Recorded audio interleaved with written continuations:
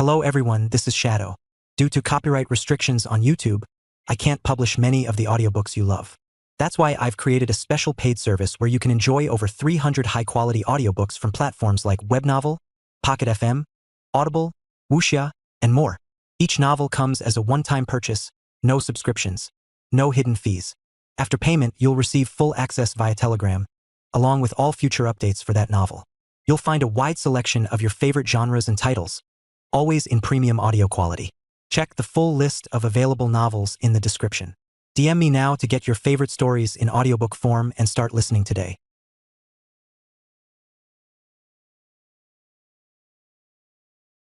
Chapter 7283, The Marmedian Dynasty. VS grew curious how much the Red Association had fractured. As the successor of the mighty Mech Trade Association in the Red Ocean, the RA held great importance due to the fact that the superorganization gathered the largest number of Tier 1 galactic citizens in the new frontier. That gave the RA a disproportionately strong voice, but it also caused the more radical and selfish leaders to feel more frustrated about their inability to change the status quo. This was the root of its division. Now that the RA had broken off from the much more powerful and domineering MTA, the opportunists among them saw their chance to break away and start their own little empires. Though Jovi still maintained the survivalist party line by stating that unity had to be maintained at all cost, VS could practically see how that was impossible to maintain. It would have been fine if none of the god pilots and star designers had crossed the line, but it was already too late. The Huntsman and the Polymath had taken their chances and succeeded in building up their own fiefs that had become completely independent from the Red Association. With those successful examples as models, other Tier 1 galactic citizens had definitely taken inspiration.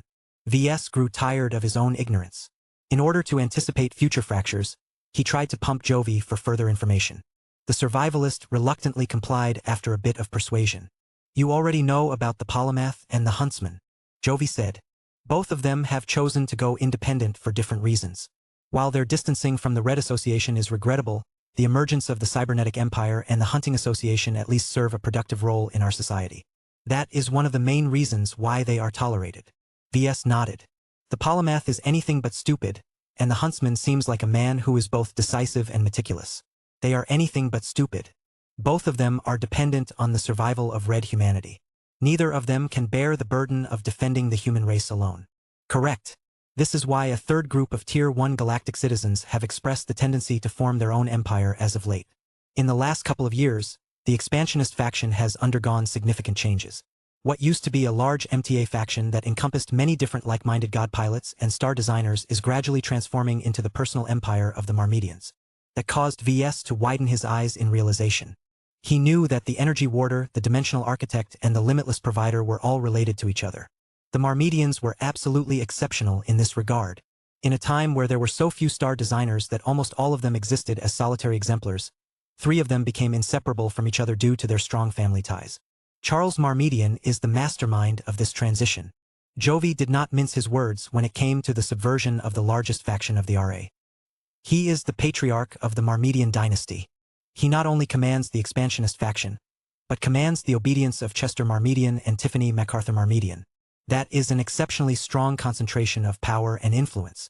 Even without the loyalty of a god pilot, this is already enough for him to found his own empire with his dynasty at its core. It was clear that the Energy Warder was at the center of this possible transition. So long as his son and his daughter-in-law remained loyal to him, Charles Marmedian effectively wielded the power of 3 star designers.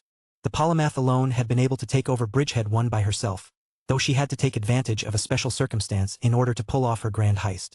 What about the Marmedians? The Energy Warder had already taken over the expansionist faction and could easily use that as a springboard to capture large swathes of the Red Ocean Union. So long as the Evolution Witch and other Tier 1 galactic citizens did not express strong opposition, it was even conceivable for the Marmedian dynasty to take over the Yernstall Central Star node. After all, not everyone was eager to turn against a power block centered around 3 star designers. Given how the Red 3 had already adopted a resigned posture towards the Terran Alliance, the Rebarthan Pact, the Hunting Association, and the Cybernetic Empire, it was clear that the powers that be lacked the spine to force dissidents back into the fold. Since that was the case, subsequent breakout attempts became inevitable. "The expansionist faction encompasses more than just the Marmedians," VS remarked. "There is also the Leyline Seer. Is she on board with the schemes of the Marmedian dynasty?" Jovi's severe expression lightened up a bit. "The Leyline Seer is not related to the Marmedians. While she used to be friendly towards them, We have collected enough intelligence to believe that their relations have cooled as of late. If the Marmedians constitute their own subfaction, then the Leyline Seer belongs to a different one. The only problem for her is that she is alone and separated from her allies in the old galaxy. In our judgment, the Leyline Seer is currently drifting away from the expansionist faction. It is possible that she is thinking about joining another faction, but it is not yet clear which one holds her favor. That sounded extremely interesting. A star designer was an incredibly valuable human asset. Star designers were capable of designing and constructing incredible works, from imposing masterwork installations to transcendent god mechs. No organization could ever complain of having too many star designers. VS could already imagine that many different groups were secretly vying to secure the cooperation of the Leyline Seer. Is it possible for the Marmedians to keep the Leyline Seer within their orbit? VS curiously asked. I cannot say for certain. I am not intimately involved in these power plays. All of my information comes second-hand or third-hand. All I can say with regards to the Leyline Seer is that she is becoming less and less aligned with the Marmedian dynasty by the day. At the very least, she may be thinking about joining another faction. What about the Army of One? VS asked. It is already clear that the Huntsman has already severed his ties from the expansionist faction. It doesn't look as if he is willing to offer his services to the Marmedian dynasty. That leaves the Army of One as the sole god pilot of this faction. Jovi grimaced. The Army of One has not shown as numerous signs of going independent as the others. For now, there are indications that he is at least loosely willing to march in lockstep with the Marmedians. This is not a good development as far as we are concerned. The Marmedian dynasty is already influential enough with 3-star designers. If they also command the loyalty of a god pilot, then that will completely elevate them into a group that can carve out its own empire in the new frontier. Why would the Army of One remain aligned with the Marmedians? Tech, Jovi replied. The motivations of the Army of One is not difficult to guess. As long as he continues to cooperate with the Marmedians, he will enjoy the constant attention of 3-star designers, each of whom possess different but complementary specializations that are incredibly useful to him. Compared to other god pilots, the Army of One is much more dependent on high technology as he relies on third parties to design and build up his private army of battlebots. The Army of One would be in a much more miserable situation if he lacked the support of a star designer. He was not like the Evolution, who could rely on her own extraordinary capabilities as well as her excellent grasp on biotechnology to autonomously evolve her Genoforger. In other words, the Army of One operated best when he enjoyed the services of a major technological power. Wouldn't the Army of One be better off if he had pledged his service to the Cybernetic Empire? VS inquired. No, Jovi said with certainty. The polymath is too demanding as a ruler. She wants to hold absolute authority. Any god pilot who submits to her cybernetic empire must be prepared to suborn their own goals for her own. That is unacceptable to any god pilot, let alone the Army of One.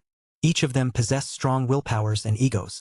Serving the cybernetic empire is different from serving the Red Association. I see.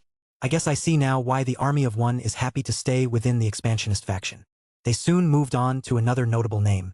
One of the most important wildcards within the Red Association is the Resonance Smith. Jovi continued. As a member of the Unbound Humanity faction, the events that have already unfolded largely conforms to his ideology. We believe that he is very happy to see the Red Association and the Red Fleet weaken their grip of Red humanity and lose power. In order to accelerate this development, we have little doubt that he is plotting to sever his ties from the Red Association sooner or later. The only question is whether he will go independent or join another faction. Do you have a suspicion which group he is leaning towards? The survivalist liaison shook his head. No. Since he is already part of a solitary faction, it is very difficult to gather intelligence on him. It does not help that he has deliberately played coy. His public appearances are few and he has rarely shared his opinions on different matters. If the Red Association is already trending towards a split, then there is little reason for him to take action. How clever. Gaining allegiance of the Resonance Smith should be a grand prize. VS mused. He is probably the most competent material scientist in this dwarf galaxy.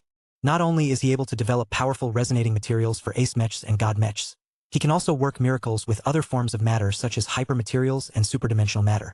His importance in the current age is too great. If he is eliminated, then our chances of winning the Red War and the Vorbug War will plunge. That is why no one dares to confront him, Jovi said. They all want to maintain friendly ties with the Unbounder. Even the loyalists of the Red Association lack the courage to persuade him to set aside his dissenting thoughts. It remained unclear what the Resonance Smith was plotting.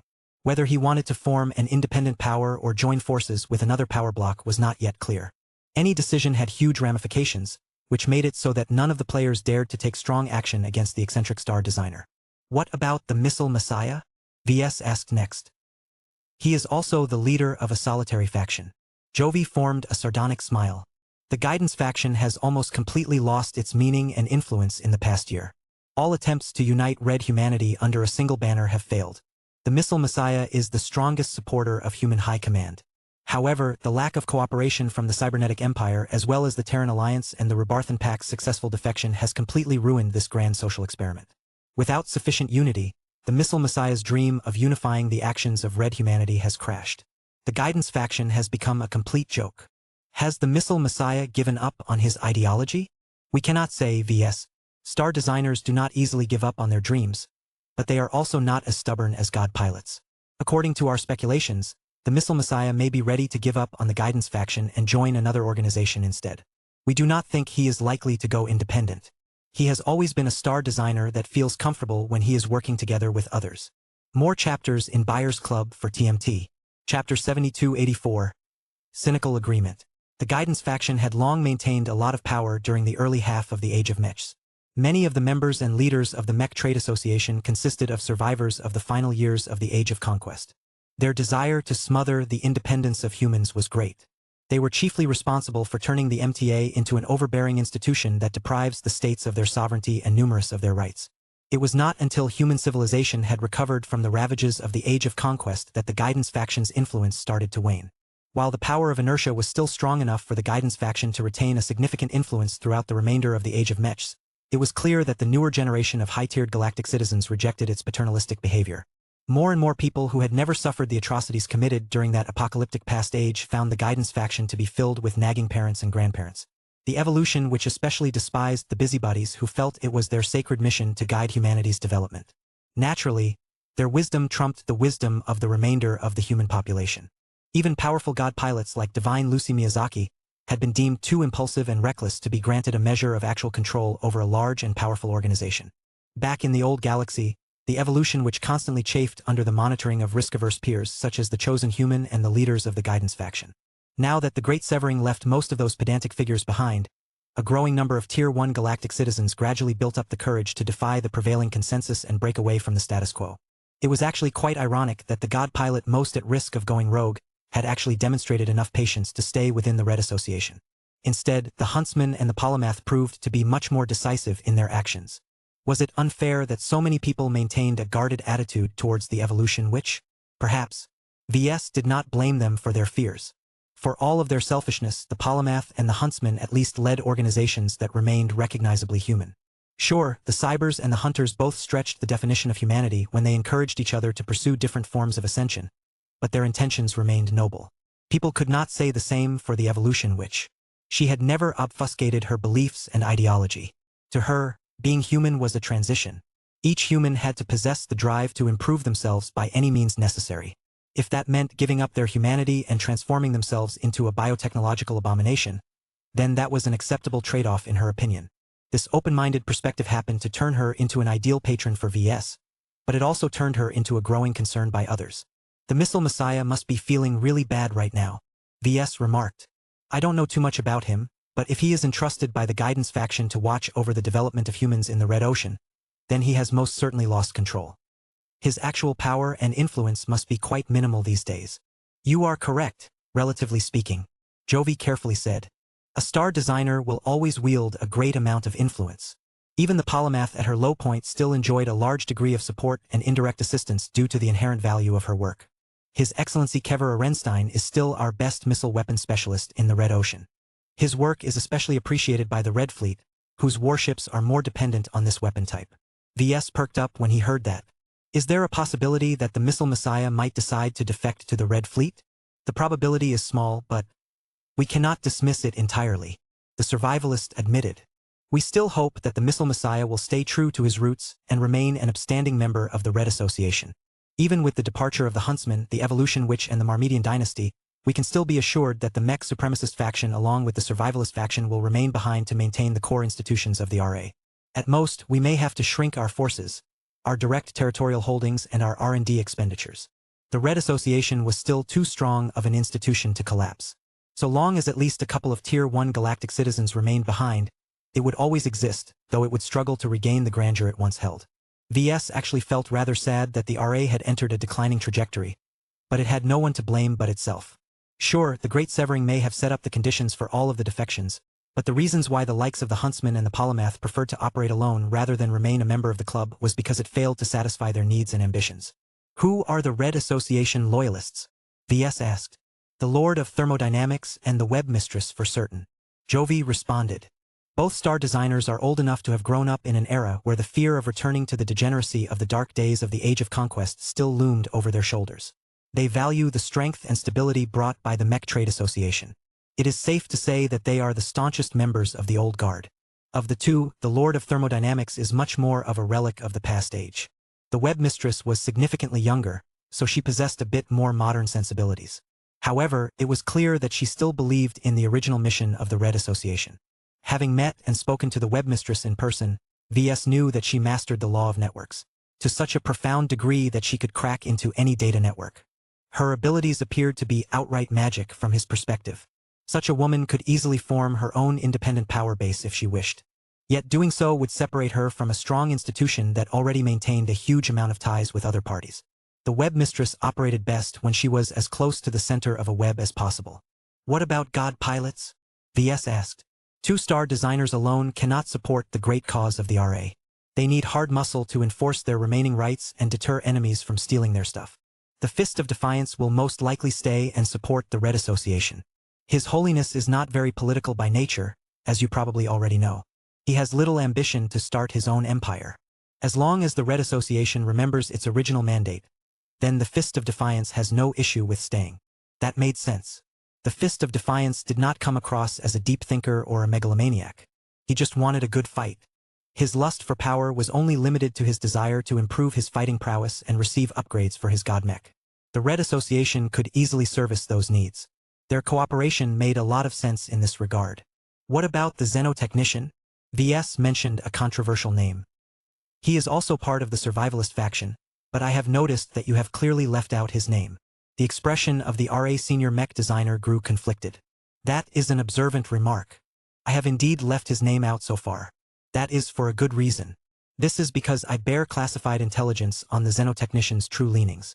He's a cosmopolitan. Am I right? VS bluntly guessed. No, not exactly. He is not a traitor. What do you mean, not exactly? These words do not inspire much confidence, you know? It was clear that there was a problem with the Xenotechnician. VS had always suspected him of having deep ties with the cosmopolitan movement due to his strong obsession with alien technology. Of course, whether he was an outright traitor remained to be seen. The Xenotechnician remained free, which meant that his peers did not believe he posed a threat to human order. For now, at least, Jovi took a moment to think on how he should formulate his words. His understanding of this complex situation was incomplete. He did not wish to convey an inaccurate impression. The Xenotechnician has long attracted suspicion for maintaining improper ties to the cosmopolitan movement. He is not the only Tier 1 galactic citizen to draw this accusation. As far as we know, there has never been any proof that the Xenotechnician directly cooperated with the cosmopolitans during the Age of Mechs. He has always remained within the boundaries set by the Mech Trade Association. VS immediately noticed the keyword. Directly, you say. What about indirectly? That is more problematic. Jovi frowned. The MTA has registered secret cases that indicate that over a dozen disciples and subordinates of the Xenotechnicians have made contact with the cosmopolitan movement in one form or another. We do not know whether the Meshers at the time have dealt with any of these cases, but it is likely that nothing has happened. Let me guess. It was a lot more common to collude with the cosmopolitan movement back when it was regarded as a harmless group of rats. Jovi responded with a wry smile. I cannot confirm anything. What you just mentioned is just one of multiple possible theories. I am not a high-tiered galactic citizen myself, so I do not have any way of understanding the true situation. What I have been told is that the MTA did not wish to rock the boat. The Meshers did not tolerate major transgressions, but it was willing to turn a blind eye towards minor transgressions. The cosmopolitan movement in the Milky Way had never been regarded as a serious threat, so colluding with them did not carry the same weight as it does today. Of course, all of that was in the past. The cosmopolitan movement of the Red Ocean was an entirely different beast. It had inflicted incalculable damage to red humanity. Any red human who still colluded with those human traitors during the Age of Dawn deserved real punishment. How has this situation changed after the Great Severing? During the historic conference where you played a key role, we eventually formed a consensus on enacting the Deep Strike plan. What you did not know was that the Fist of Defiance and the Xenotechnician made a secret agreement shortly after that. The full details are unclear, but I have learned that the Xenotechnician received permission to secretly pursue the diplomacy plan. What is notable is that the Fist of Defiance has given the Star Designer provisional approval to directly contact native aliens or cosmopolitans in order to fulfill the diplomacy plan. What? VS almost stood up in outrage. It was one thing for the Xenotechnician to secretly make contact with the cosmopolitan movement. It was another thing for him to do so under the provisional sanction of the Fist of Defiance. Why? Why would the Fist of Defiance make such a decision? Maybe he never had full confidence in his own plan. Jovi shrugged. Or maybe he wanted humanity to have a backup option at its disposal. I cannot divine his thoughts. The fact is that the Fist of Defiance has admitted his role. According to my own guess, the God Pilot acknowledges the harm that the cosmopolitans have made, but is still willing to make use of them if that will improve Red humanity's chances of survival. That sounded typical for this faction. The survivalists harbored no taboos. They did not care about the means. They only cared about the outcome. The end justifies the means. Just so. Jovi cynically confirmed. More chapters in Buyer's Club for TMT. Chapter 7285. Tacit Approval. VS felt as if he was suffering a minor crisis of confidence. For a long time, he had always held the Fist of Defiance in good regard. Sure, the God Pilot might come across as a brainless meathead when he spoke, but his heart was always in the right place. VS had always assumed that the Fist of Defiance was an upright and honorable God Pilot. Now, he had become a lot less certain about this assumption. Had he always misunderstood the Fist of Defiance? Or had VS overestimated the God Pilot's honor? He grew disappointed when he learned that the Fist of Defiance and the Xenotechnician made a secret accord about engaging in diplomacy with the cosmopolitans and the native aliens. VS hated the cosmopolitan movement. While he understood that it was fractured into many different cells and that not all of them hailed from the radical faction, that did not change the fact that the cosmopolitans had been responsible for massively closing the technological gap between the two sides of the Red War. The 5 defensive bands collapsed much sooner than they should, causing entire territories and zones to fall to the predations of the native aliens. The Red Cabal gained a much better understanding of their human enemies due to the crucial intelligence leaked by the cosmopolitans. More importantly, the cosmopolitans attempted to assassinate VS personally on several occasions. Though the human traitors had seemingly given up on these attempts after the last one had blown up in their faces, there was no way that VS could look past these incidents and forgive them for their transgressions. As far as he was concerned, his conflict with the cosmopolitan movement was not an abstract clash between ideals. It was personal. Even now, VS could not say for sure whether the cosmopolitans had given up on claiming his head. Even if they no longer dared to strike him directly, they could still manipulate the native aliens into launching an ambush against the Blue Jay fleet. There were good reasons why his escort force had grown so strong and numerous. VS did not choose to bring along 30 ascended giants because he wanted to form an exaggeratedly strong honor guard. He hated the fact that he needed to remain on guard against the machinations of the cosmopolitans.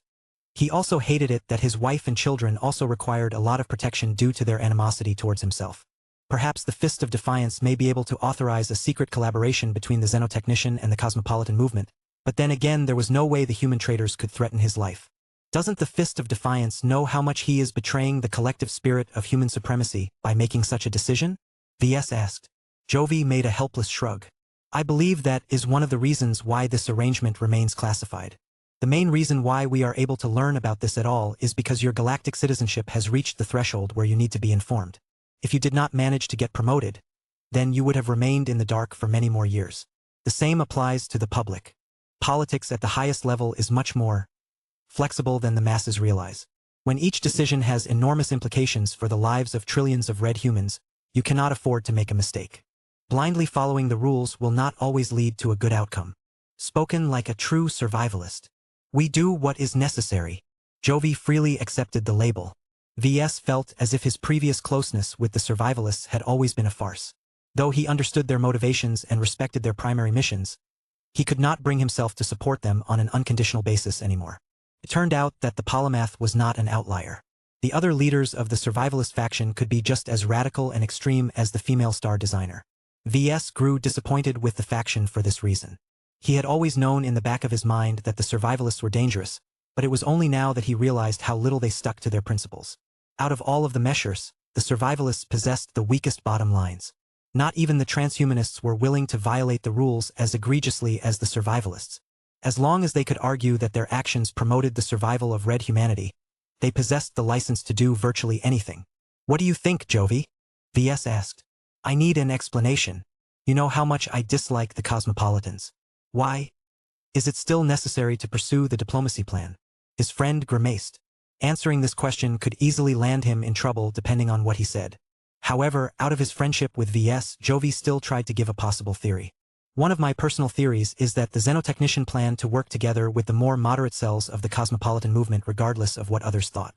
Rather than let him operate without any form of accountability, the Fist of Defiance decided it was better to power the Xenotechnician to operate under supervision by his peers. This can ensure that the Star Designer will still get his way, but prevent him from exceeding acceptable boundaries. So long as this is the case, the overall result should end up as a net positive to red humanity. The argument sounded logical. VS could believe that the Fist of Defiance may have made this calculation when he granted his provisional support to the Xenotechnician. That did not make this deal any more tolerable to VS. I can understand the God Pilot's perspective, he slowly said. The Cosmopolitans have done great harm to our people and civilization. If they can be used to form a bridge between red humanity and an open-minded major alien race, then that might result in a historic treaty where we do not have to fight against as many aliens as before. It is just. Such a deal violates the principles of human supremacy, Jovi acknowledged. One of the disputes that is taking place at the highest levels is whether it is still appropriate to cling to this ideology. Since the Age of Stars, humanity has achieved great success by eschewing diplomacy and treating every alien civilization as hostile. However, you know as well as I do that humans secretly received the help of the Five Scrolls Compact. We were far stronger back then than was obvious on the surface. Nowadays, our situation is much worse as we cannot count on a secret backer. The Red Collective may be mimicking the methods of the Compact, but the impact is not nearly as great. He was right for multiple reasons. Red humanity did not enjoy the services of 5 sacred scrolls or the shrines that used to be a lot more powerful in the past. The Red Collective did not have any true god-level chi cultivators in its service either as far as VS was aware. The MTA and CFA had done too good of a job of preventing such a dangerous entity from passing through the greater Beyonder gates. All of this meant that red humanity's foundation was far weaker than original humanity during the start of the Age of Conquest. Since that was the case, people could argue that clinging on to human supremacy was pure overconfidence. While VS was more than willing to believe in this ideal himself, he could not bring himself to dismiss the potential merits of the diplomacy plan.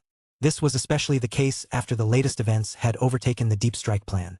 The temporary absence of Bridgehead 1 combined with the sudden emergence of the mutated Vorabugs had placed great doubt on whether the plan could even continue. VS still wanted the Larkinsons to participate in a deep strike operation, but it might not make as much strategic sense as before. Maybe the only valid reason to commit to such an action was to raid the location where the Red Cabal was producing its alien-grade superdimensional matter. The mission issued by Jovi made a lot more sense in this context. I still do not like what the Xenotechnician is doing. VS voiced his feelings about this entire matter. That said, I am willing to trust that the Fist of Defiance and the other Tier 1 galactic citizens are keeping a close eye on the Star Designer. I do not think that any of you guys are eager to see him inadvertently make the native aliens more dangerous than before. If he can successfully melt the hostility between red humanity and at least one major race, then that is already a boon. The appearance of a third major threat in this dwarf galaxy will significantly boost the Xenotechnician's chances of forming an interspecies accord. Jovi sounded encouraged.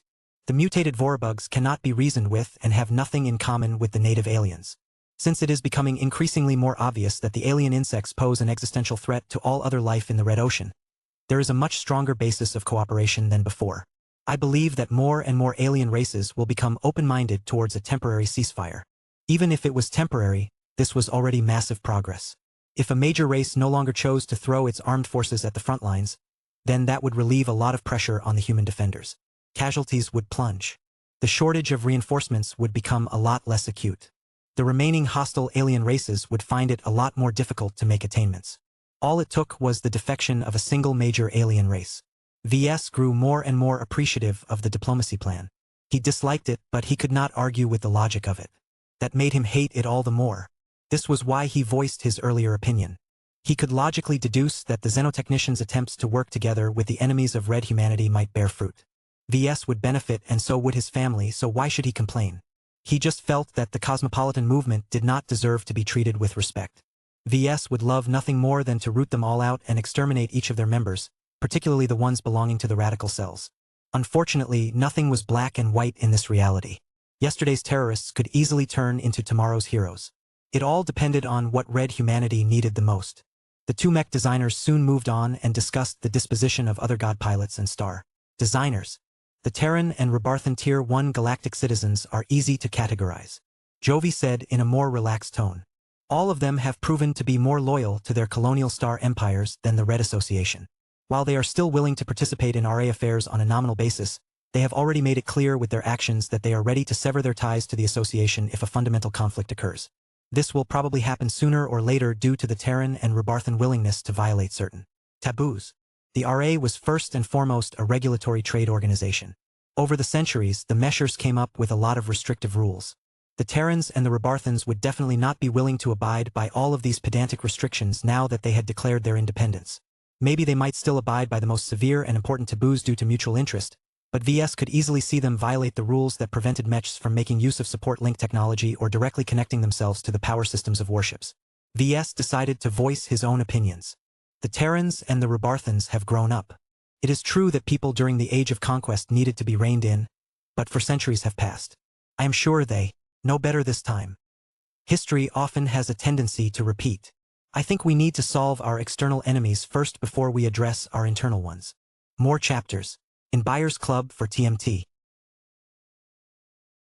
Hello everyone, this is Shadow. Due to copyright restrictions on YouTube, I can't publish many of the audiobooks you love.